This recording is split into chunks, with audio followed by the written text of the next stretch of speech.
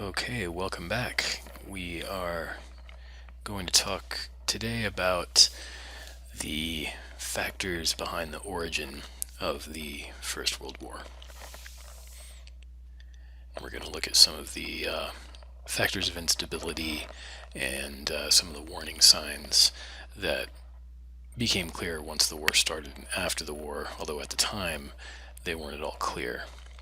When you're living through something, it's hard to be able to project forward and think, oh, yeah, we're living in a pre whatever period.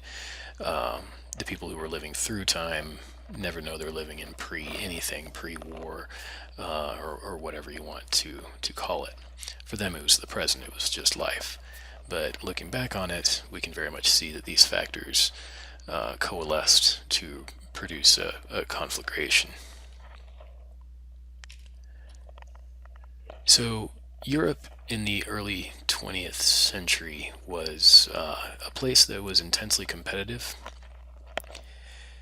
and it was made up of both declining and rising powers. Um, on the rising side, you had countries like Germany, Italy, and to some extent Britain. And all of them were growing. They had just recently become countries. Italy in the late 19th century, Germany in 1871 as well, in the late 19th century. And they were growing both in terms of their economies and in terms of their population very quickly. On the growing side, in some ways, was Russia. It was growing in population, but didn't seem to be advancing economically nearly as fast as any of the others. And then you had the older powers, Spain, France, and the United Kingdom, and they were seemingly had reached a plateau. In terms of Britain, they seemed at the height of their power, but had recently gone through some struggles in the early 20th century that seemed to make them question that. And France was clearly stagnant. Its population was pretty stagnant, and it was industrializing, but not as quickly as Germany was, or England already was. And then Spain had been in decline for some time, had lost most of its empire. Um, you also had the Ottoman Empire, uh, what's now, or centered in what's now Turkey, and it had been powerful many years prior, in prior centuries, but by the early 20th century was clearly falling apart.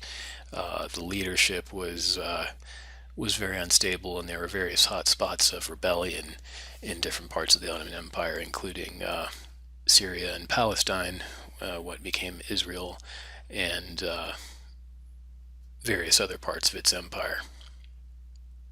All of the countries, though, were highly competitive with each other. Austro-Hungary, I forgot to mention that one. Austro-Hungary was another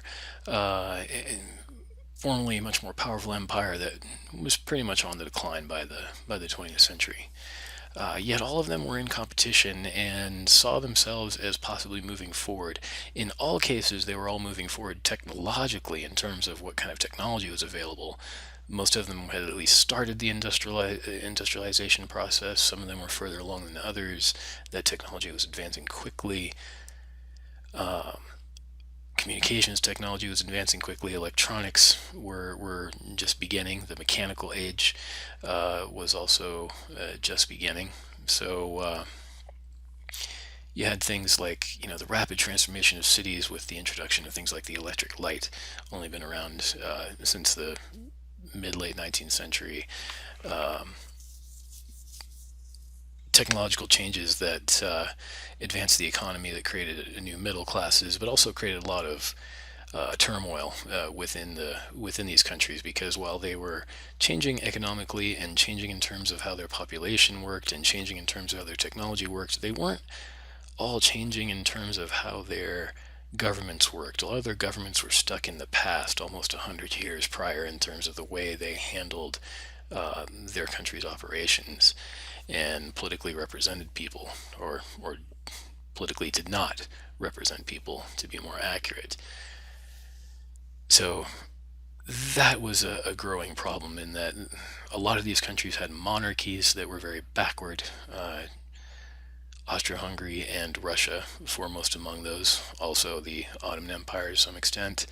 Um, France was probably the one that had the most representation of its normal people, although there was still kind of an aristocracy there that had a lot of power. And then Britain was nominally a democracy, although only about 15% of their population could vote in their elections, and so there was a limit to how much the population got to say, even in the more free countries in Europe. So they were technologically advancing very quickly, but politically advancing quite slowly, which caused a lot of anger among the population. Another source of tension was the fact that a lot of the borders of European countries, kingdoms, didn't correspond to where the ethnic groups were. So Austria Hungary was the best example of this, or the Habsburg Empire. It was broken into 17 different, like, conglomerates, basically, 17 different departments, and there were 20 parliaments among those 17 that all reported to the monarchy. Um, Obviously, that was an unwieldy situation, and the big hot spot was the frontier of the Habsburg Empire, the Austro-Hungarian Empire. Uh, this area where Serbia, Romania, Albania, Bulgaria exist.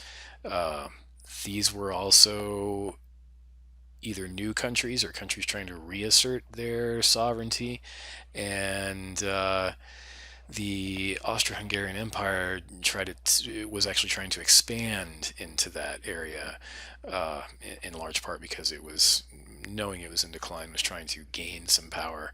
Austria-Hungary had lost a lot of territory over the past 50 years prior to World War One, particularly territories in northern Italy, or what's now northern Italy, when Italy became nationalist and took those territories back.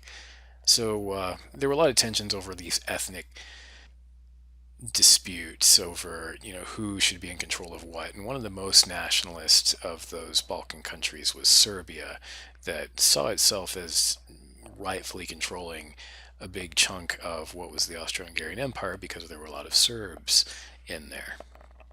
As you can see over here, the ethnic lines didn't correspond with the national lines.